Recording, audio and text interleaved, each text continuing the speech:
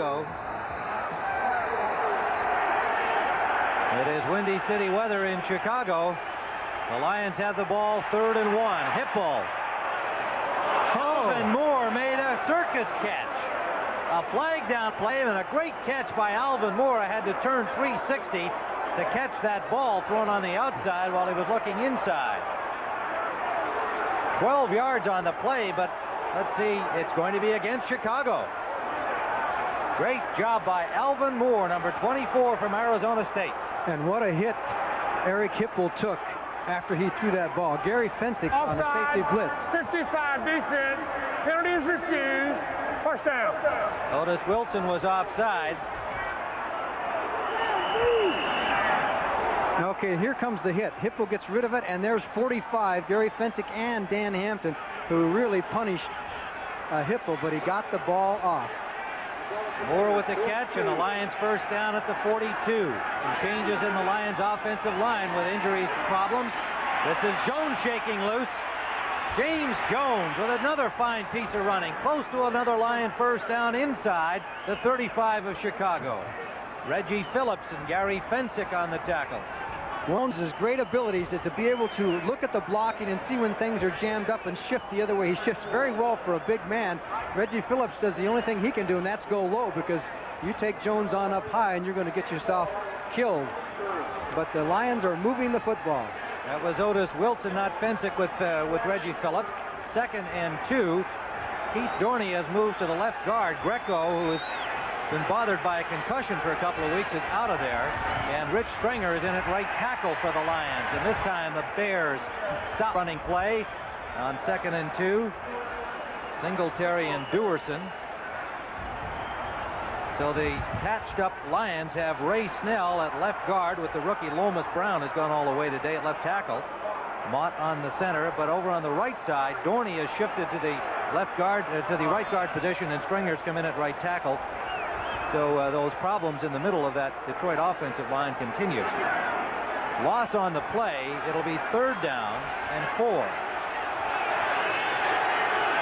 Manley in the slot right. Jones alone setback. Blitz.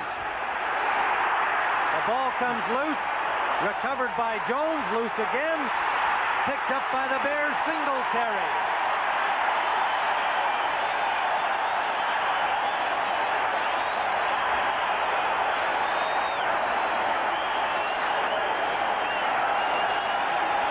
There are no flags. It will be Chicago ball. No chance for Eric Hipple. No time to set up as the blitz was on. The Bears came with everybody once again, and I believe it was Wilbur Marshall, 58, who put the first hit on him. Right there as Hipple's concentrating on what he has to do.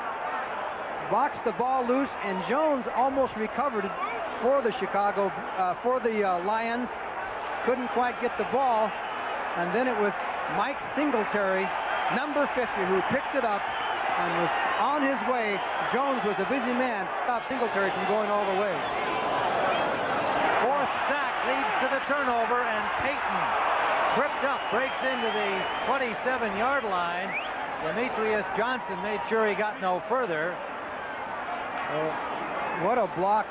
Both offensive linemen from the other side got over, and you take a look at the offensive lineman out in front of Walter Payton. Now, you're going to see number 78 is Keith Van Horn. He goes down the line, and here they come around. Mark Bortz is 62, and Jimbo 74 is leading the way for Payton as he cuts back, and Watkins has got to take on Covert. Covert buries him as Payton goes inside. Excellent blocking by that mobile Bear offensive line.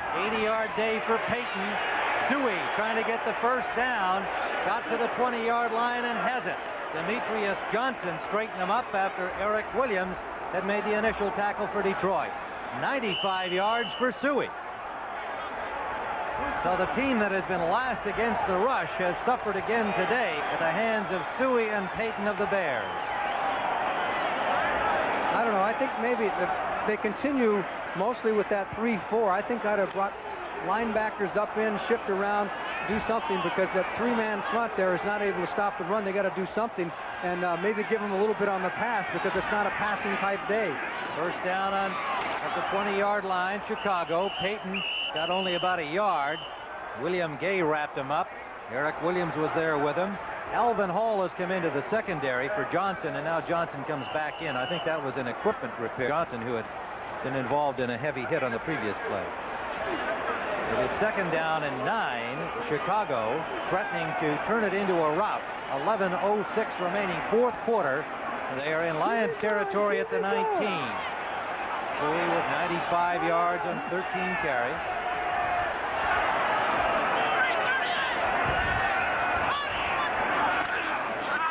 Reverse.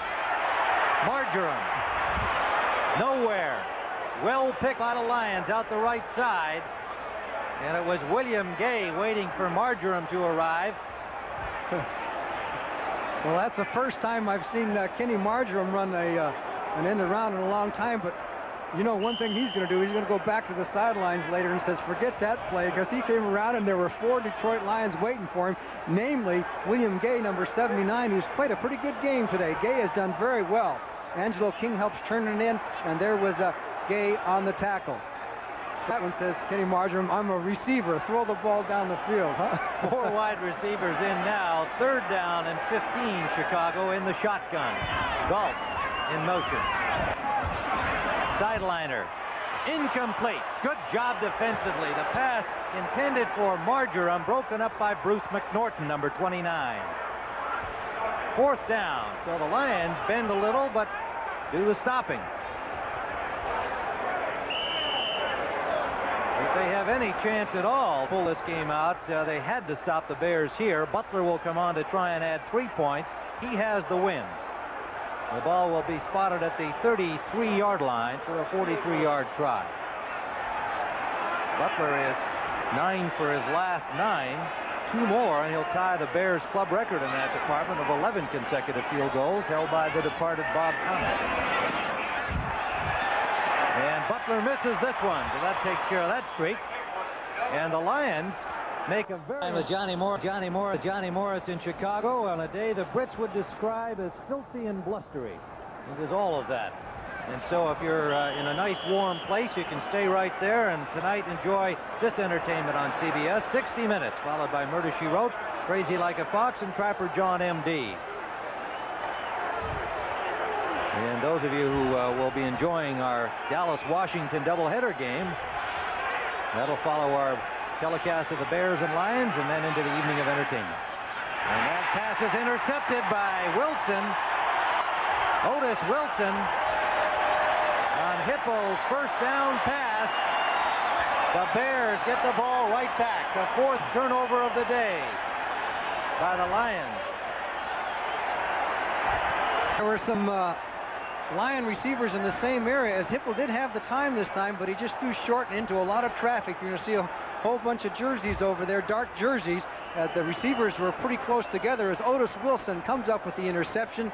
A man who says he's going to make the Pro Bowl this year. He has not made it in the past. The Lions are in trouble again, and the turnovers are coming now against Detroit. Hippel hadn't thrown an interception in 3 games before this in 47 consecutive attempts. Yes, that had been a problem for him in the past, and he's really sharpened it up. But their +2 in turnovers is now -2 on the season. 4 today.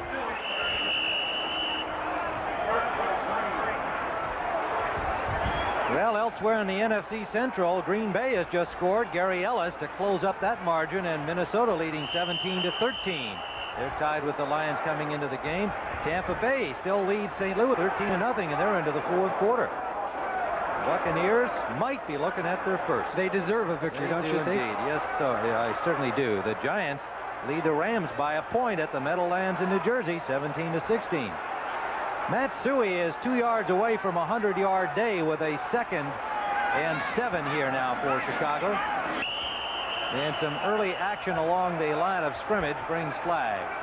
It looked like Eric Williams moved. Encroachment, 76 defense, 2nd down. And Eric Williams is in the middle now because Doug English has gone out of the game with a pinched nerve. And so he may not see action the rest of the game. So you can see William Gay, there's 76, is Eric Williams, and Curtis Green is in there now, 62. Fanteti's back in the game as the Lions trying to hold off the Chicago Bear rush. Green playing at left end with Williams moving to the nose. Fantetti getting some more time as one of the interior linebackers in the 3-4, joining August Curley.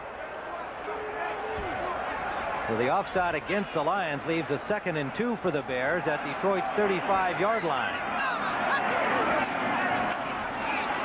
Matt Suhey and Jimmy Williams is there, number 59. Along with Curtis Green, number 62. There'll be a loss of about 3 yards back to the 37-yard line. Jimmy Williams, the number 1 pick from Nebraska, may have been shaken up a little bit on the play. He's been their best defensive player all season long. What an outstanding athlete he is. A walk-on at Nebraska. Hard to believe. Well, if there's a story in the game statistically, there it is. The Bears have had the ball for twice as much time as the Detroit Lions, and it's pretty hard to get points on the board with that little amount of time. Payton first down.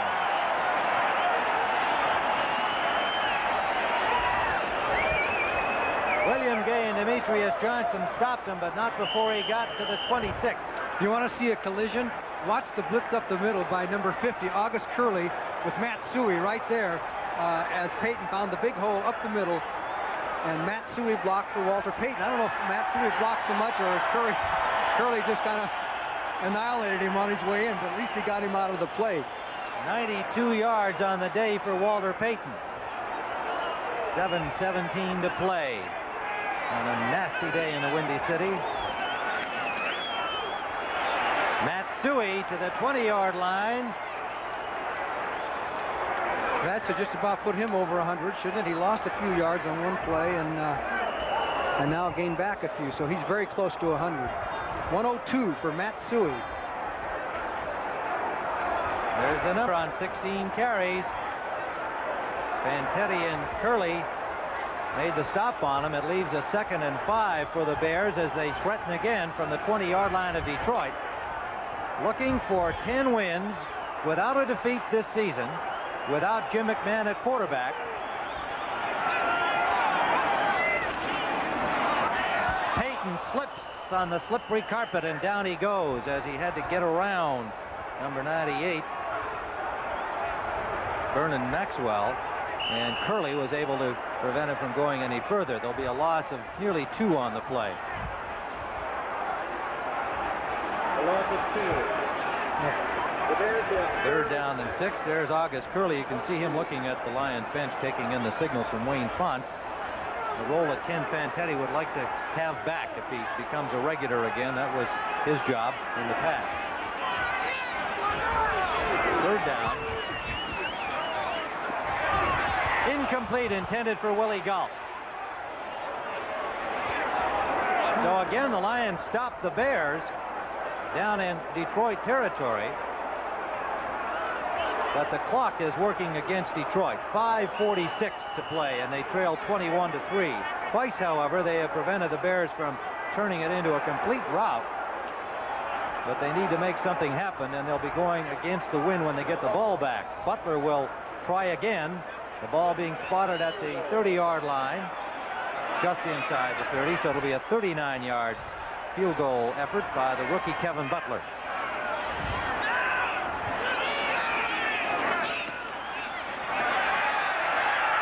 And this one he gets.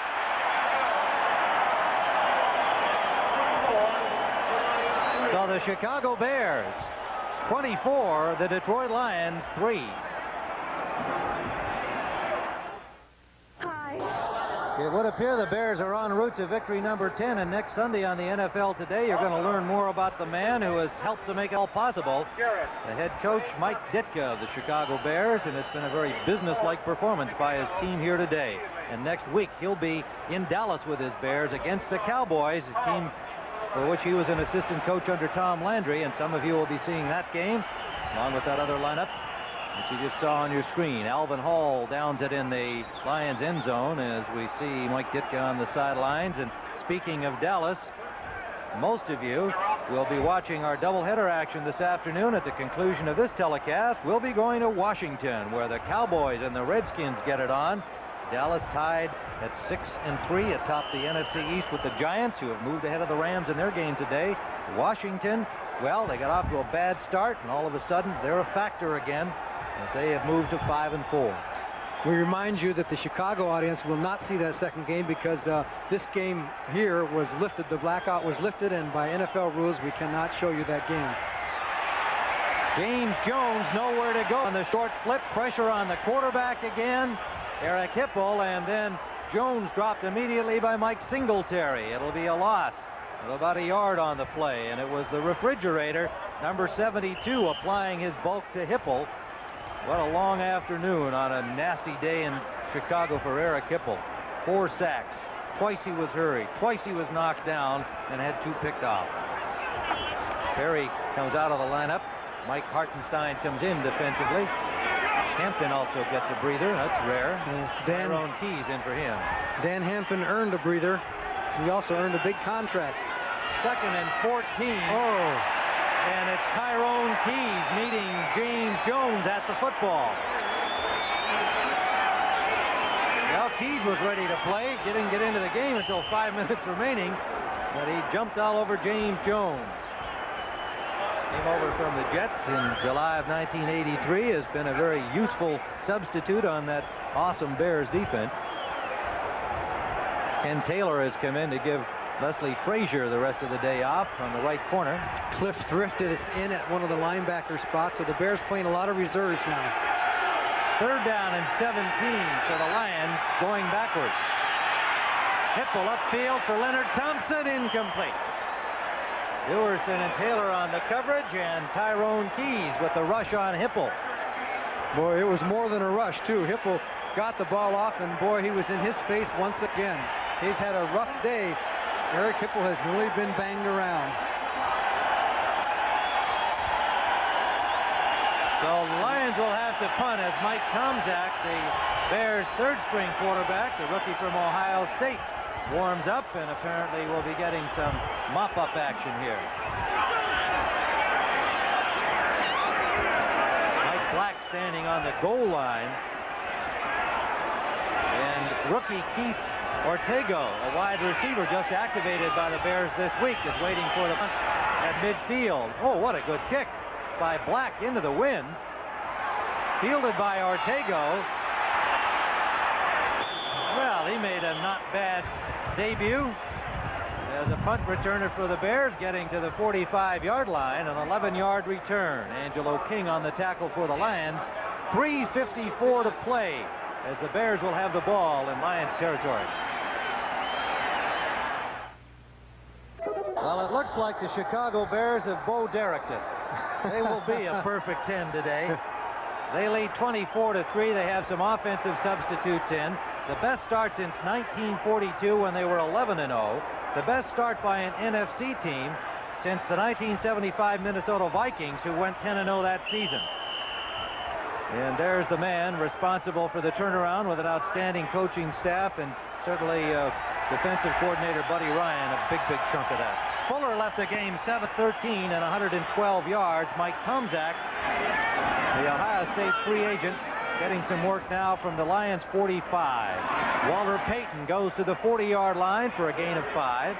William Gay made the tackle. The Bears have Stephon Humphreys and Andy Frederick in their offensive line now. Payton needs 5 more yards for a 100-yard afternoon. We'll have to go back and check the record book and see the last time when 2 Chicago Bear runners gained over 100 yards in a game. There's a bit of trivia we'll find out for you. Look at this. The Giants have opened up over the Rams in the 4th quarter at the Meadowlands, 24-16. Putting a little more onus on the Dallas Cowboys. And Tampa Bay has added 3 more and shutting out St. Louis. Looks like they've got victory number 1. Payton picks up 4 more. It'll leave a 3rd and 1. Bears have Pete Ortego in the lineup, the young man who just returned that punt. Dennis Gentry came on the field to replace Payton. Payton says, I'm not going out. Dennis Gentry go back off the field. He doesn't want to go out. I don't know if he's aware that he has 99 yards. He has 4 straight 100-yard games, but Payton is coming out of the game, and Dennis Gentry has come in along with Thomas to replace Matt Suhey, but they're 1 yard short of the 100. Do you suppose he counts those yards during the course of a game? Well, I don't think so. I don't think he's right down to the very yard. 3rd and 1. Thomas has the Bear first down, number 33. Met by Williams and Curtis Green, number 62 for the Lions. Payton's coming back in. He must have gone over to the teletype and checked the wires. He is a great one, isn't he? 2:07 to play, and Payton will probably get his 100.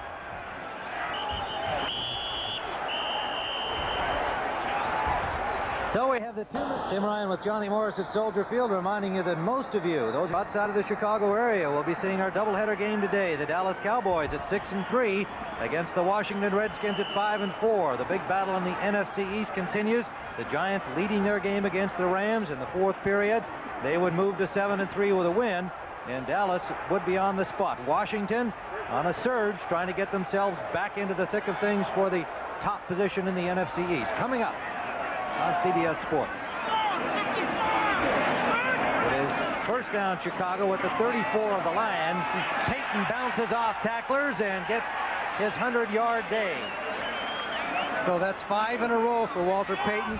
And in checking back, the last time the Bears had 2 runners who gained 100 yards in a game was 1978. It was Roland Harper and Walter Payton. As the great one does it again. It was all jammed up, kept his legs going, his head up, looking for places to go, and then collides with William Graham.